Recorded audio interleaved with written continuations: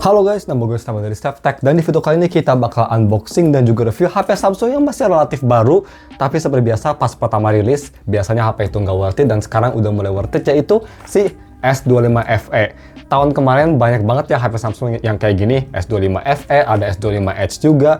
By the way, kalau misalkan kalian penasaran mau lihat gue review S25 Edge juga, bisa komen di bawah ya. Sekarang kita review si S25 FE aja. Kira-kira harganya berapa sih? Jadi gue beli variannya tengah-tengah 8256GB. Pas pertama rilis itu kan sekitar berapa? 9 jutaan. Sekarang udah turun sekitar 2 jutaan, gue beli di harga segini. Yes, hanya 7 jutaan aja. Ini garansinya juga masih panjang banget. Dan ini pastinya fulus lagi. Tongue twister, mulus dan full set. Singkatannya fulus. Anyway, seperti itu untuk si kelengkapan dan harganya. Dan untuk spek sendiri kalian bisa post ya, dia pakai Exynos 2400 yang kayak 8 Gen 3 lah, atau 8 Gen 2 lebih tepatnya untuk kecepatannya sih. Nggak kenceng-kenceng banget, layar 6,7 inci LTPO AMOLED, Gorilla Glass Victus, dan yang pastinya paling bagus dari Samsung, 7 major upgrade Android yang bawaannya udah Android 16. Jadi sampai berapa tuh? Sampai Android 23, masih lama banget. Seperti itu spek singkatnya kalian bisa post. Dan seperti request kalian, bang, kalau buka mending buka sama si bubble wrap-nya. Oke, mari kita langsung aja unboxing. Let's go.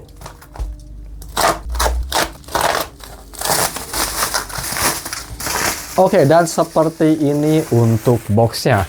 Yang pastinya original dan garansi stain. Kita pastiin dulu, yes, jet black, dan ini gue yang 8256GB. Oke, kita langsung aja slide, kita lihat ada apa aja kelengkapannya. Kalau Samsung biasanya sih pelit ya. Di sini biasanya cuma ada, masih ada bekas kertasnya, masih ada ini, dan di kecil ini biasanya cuma ada kabel doang. Yes, hanya ada manual dan kabelnya tuh di belakang warna putih kalau kelihatan. Itu aja untuk kelengkapan boxnya, simple banget. Dan ini dia si HP-nya sendiri yang warna black ya ini. Kita cabut dulu aja untuk si stiker emailnya, dibuat di Indonesianya tetek bengek. Cabut, dan di sini ada stiker ini ya, garansi toko yang gue beli. Tokonya toko besar, cuma dia ngejual dari bekas individual. Jadi ya harganya cukup oke lah gue dapet. Nggak bagus-bagus amat, tapi nggak jelek-jelek amat juga. Anyway, segitu aja di boxnya. Boxnya sih kalau misal penasaran ya, ini mau dibanding sama S25 series lainnya kayak S25 Ultra, ya pretty much sama ya, bisa kita lihat tipe-tipenya sama persis, shadownya juga sama. Jadi nggak beda jauh lah, karena memang satu generasi juga. Cuma rilisnya lebih telat kan ya, si S25 FE itu memang biasa deket-deket sama S26. Ini tuh bisa kalau nggak salah September ya, nggak deket-deket amat sih, nggak kayak dulu. So, ini dia untuk HP-nya. Kalau gue lihat sih, HP ini tuh yang banyak komplain dari si baterainya agak boros dan juga agak cepet panas. Ya, khas Exynos ya. Exynos tuh kan baru bagus di 2500, dan sekarang gue denger S26 di Exynos 2600 itu katanya bagus banget ya. Gamingnya malah lebih bagus daripada si itu, Snapdragon 8 Elite Gen 5 gue denger. I don't know. Kita lihat aja untuk si unitnya. Katanya si unitnya ini mulus, gak ada masalah, kita cek aja. Bagian samping mulus, bagian atas juga nggak ada dent. Samping sini lagi nggak ada, belakang juga kelihatan mulus ya warna blacknya. Yang pasti ini build-nya metal dan glass, jadi dipegang karena ini S-series pretty much kayak HP flagship S yang nggak ada FE-nya. Cuma kayaknya FE series itu sekarang lebih ke arah upper mid-range daripada budget flagship ya menurut gue. Kalau dulu kan budget flagship, tapi sekarang kalau dari spek upper mid-range, tapi kalau dari feeling sih memang kerasa kayak flagship ya, nggak beda jauh sama kayak misal S25 biasa gitu. So, untuk layar juga ini gue kalau dicek, gue nggak bisa ngeliat ada scratch satupun. Kayaknya yang dulu pakai ini, dia pakai habis itu coba berapa bulan taruh di box atau dijual, I don't know. Karena kelihatan flawless banget sih. Kita omongin dulu untuk kameranya. So, untuk kamera sendiri dia pakai setup triple kamera, main kamera di 50 megapiksel, kamera kedua itu ada di 8 megapiksel, telefoto 3 kali, pretty good, dan juga ultrawide 12. Kamera depan itu ada di 12 megapiksel, dan untuk video recording itu semua kamera bisa nge-record di 4K 60, tapi untuk main kamera bisa nge-record sampai 8K 30 fps. Jadi masih ada bobo flagshipnya.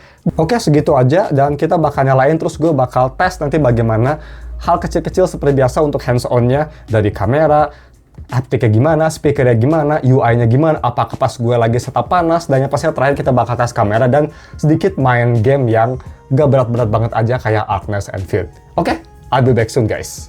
Oke guys, udah gue setup S25 FE-nya. Pertama, untuk masalah fingerprint, dia pakai optical fingerprint. Posisinya ya agak ke bawah, tapi gue udah ngerti kenapa dia ke bawah, biar bisa ada space buat battery. Untuk kecepatan sendiri, cukup cepat ya. Pretty much opticalnya udah sekelas kayak HP flagship zaman sekarang. Sangat kencang. Cuma memang bisa seperti kita lihat, animasi Samsungnya aja yang agak lemot seperti biasa. Itu di ultrasonic pun seperti itu sayangnya ya.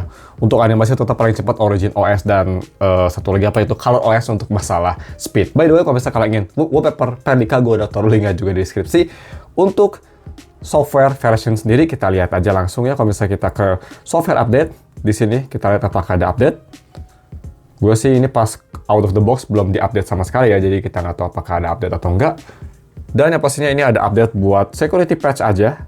Bisa kita lihat hanya 300 MB.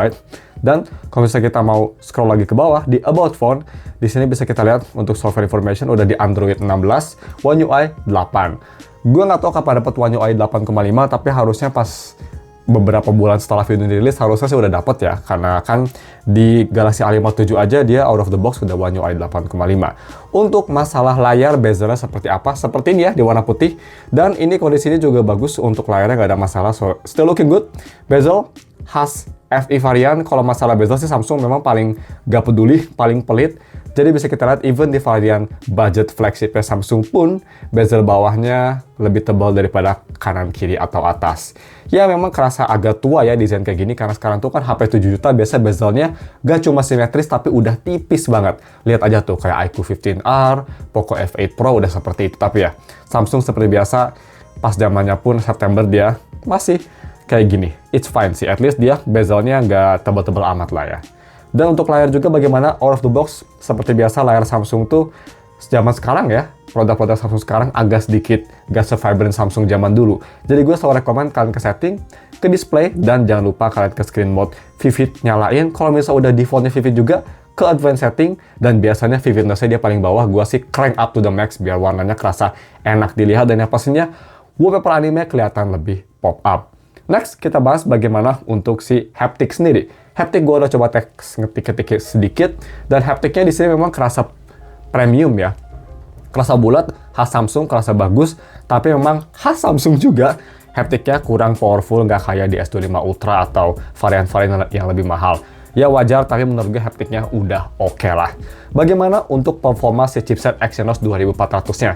Tadi pas gue pakai untuk day to day, bukan day to day lebih tepatnya, first time setup yang cukup berat ya. Kita install banyak aplikasi, multitasking juga, bolak-balik aplikasi, memang HP-nya cukup hangat, tapi nggak sampai panas banget kayak misal di kakaknya S24 FE gitu. Nggak separah itu. Masih smooth, masih high refresh rate, cuma memang lebih hangat daripada HP biasanya. Kalau misalnya mau dibandingin sama misal kayak Xiaomi 15T Pro gitu ya, HP-HP Cina lainnya, atau misal sama iQOO 15R, F8 Pro, ya lebih dingin di HP tersebut daripada di sini. Tapi overall sih hangat aja, nggak sampai nyebelin. Dan performance juga overall Exynos 2400 masih kerasa kayak flagship.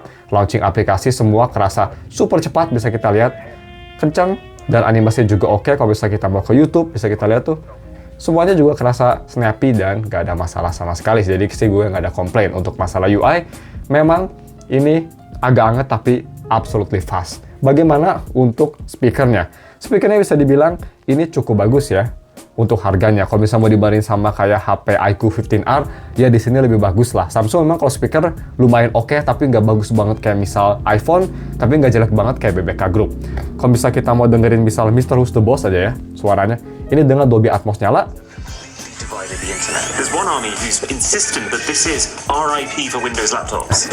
Bass-nya bagus, suaranya kerasa natural, dan juga instrumennya masih kedengaran, yang artinya soundstage-nya juga cukup bagus. Cuma khas di HP harga segini kurang detail aja sih.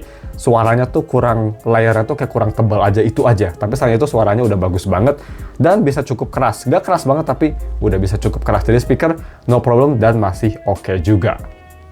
Gue mau sedikit masukin lagi segmen yaitu feeling di tangan. Jujur, ini feelingnya sangat bagus ya. Pretty much dia nge-copy one-to-one S25 series yang non-FE atau S24 series non-FE. Di tangan kerasa banget bagus. Nggak kayak misal A56 yang dulu pernah gue review juga. A56 tuh kan punya masalah, dia tuh tajam banget belakangnya. Jadi kalau dipegang tuh nggak kerasa empuk ya, nggak kerasa kayak seamless bodinya, kayak ada dua separate frame digabungin.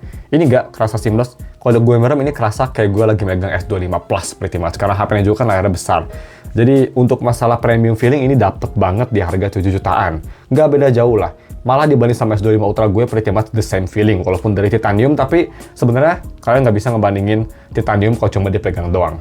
Itu sih menurut gue ya, itu placebo aja. Jadi ya, untuk feeling, it's pretty good. Dan bagaimana kita langsung atas untuk kamera quality. Untuk kamera, bisa kita lihat nih, sekarang ada quick control dan stuff, dikasih tahu, oke, I don't need that.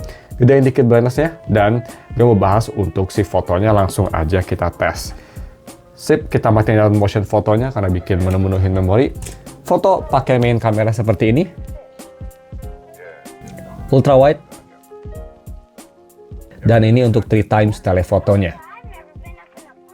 Bagus ya menurut gue, flagship level. Dan untuk selfie seperti ini, kita pilih natural aja. Khas Samsung, nggak ada smoothing gak jelas. Dan untuk video recording, kita bisa nge-record sampai 8K, tapi kita bakal nge-record di Full HD, UHD 4K 60 fps. Kalian bisa dengar mikrofon, biasa kalau Samsung mikrofonnya sih pretty good. 1, 2, 3. Oke guys, ini dia video recording pakai resolusi 4K 60. Di resolusi ini sayangnya kita nggak bisa ganti ke lensa manapun. Jadi 4K 60 hanya limited untuk main kamera aja. Bisa kita lihat untuk sedekat apa? Segini cukup bagus, kalian bisa 2 times juga tanpa loss of quality. Dan untuk si noise ada dikit, tapi overall Samsung bagusnya tuh dia jitternya nggak parah banget ya. Khas Samsung tuh untuk Android it's pretty good. So ya, ini ruang gue udah kayak gudang, harus dicat ulang. So, kita langsung aja balik lagi ke S25 Ultra. Dan seperti itu untuk video recordingnya. I say it's pretty good. Bagaimana untuk gaming performance-nya?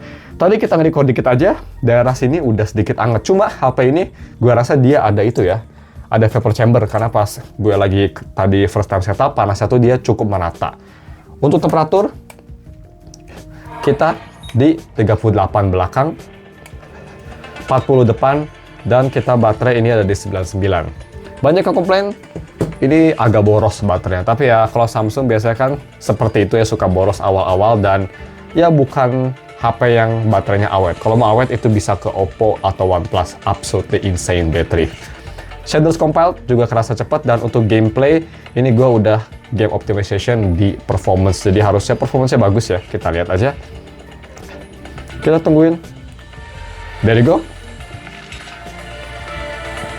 Ini gue udah setting juga pakai settingan semua rata kanan. Jadi kita lihat gimana untuk performance-nya.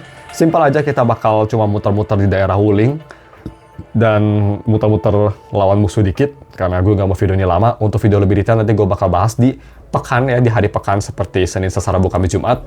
Untuk gaming test yang lebih detail seperti biasa di setiap tes Wibu Game. Gak cuma tes Enfield, kita juga bakal tes Wuthering Wave seperti biasa. So, kita langsung teleport aja ke Jingyu Valley maksudnya.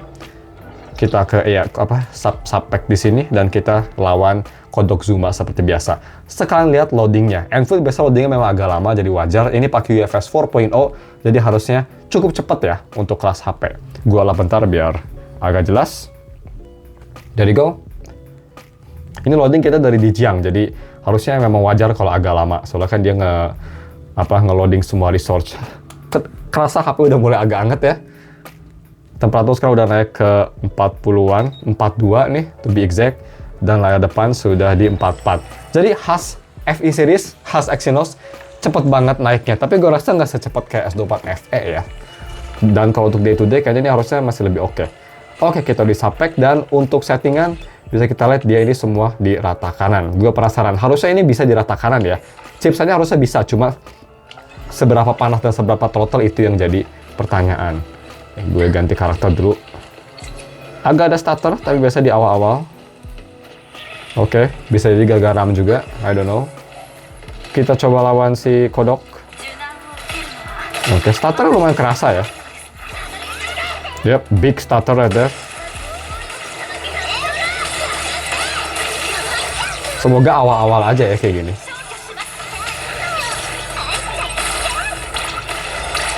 Tapi ya kalau misalkan kalian tahu combo sih, even starter kayak gitu masih oke. Dan kalau starternya nggak hilang sih sebenarnya FPS-nya not bad ya. Ini kira-kira sekitar 30-40-an di max setting. Kita coba lawan lagi. Ya akhirnya starternya udah hilang. Kayak cuma lo kayak first time aja. Ada lagi, not bad lah. Oke, kita coba lawan lagi terakhir yang di kanan.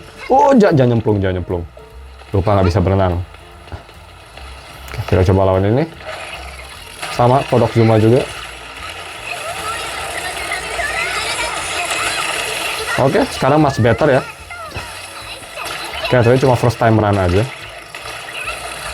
Kita coba ulti.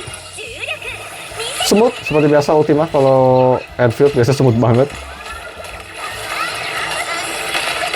Kalau ability Tang-Tang masih ada sedikit stutter, tapi overall sih oke lah, bisa dibilang. Jadi, seperti itu untuk in Arknights Enfield. Dan untuk masalah temperatur, ini udah kerasa panas. Damn, dalam jangka waktu berapa tuh? 2 menit, udah 48. Gila, ini kayaknya HP yang wajib banget pakai cooler. Cepet banget panasnya ya. So, seperti itu. Mungkin nanti untuk tes game kita bakal di yang lebih settingan lebih gampang aja, atau mungkin ya kita lihat aja gimana. Mungkin di high setting sweet spotnya ya, udah bukan max setting. Tapi segitu aja bisa kita lihat. Dimmingnya juga lumayan kerasa. Sekarang udah ngedip banget ya layarnya buat ngekompensasi panasnya. Tapi overall 48 nggak kerasa separah itu loh di tangan. I don't know why. So ya, segitu aja untuk video unboxing dan hands on-nya. Bagaimana menurut kalian? Menurut gue sih ini HP masih bagus untuk all rounder. 7 jutaan untuk day to day panasnya nggak seberapa, hanya angkat doang. Dan untuk gaming, kalau misalnya settingannya oke dan kalian pakai cooler sih bisa jadi oke ya. Atau hanya mainnya itu nggak lama-lama bisa jadi oke. Ya kita lihat aja. Segitu untuk videonya. First impression sih di 7 jutaan. Ini masih oke banget. Kita lihat aja minggu depan untuk konklusinya. Thank you for watching dan ketemu lagi di akhir pekan untuk gaming test atau di pekan kerja dan akhir pekan untuk full review. Goodbye.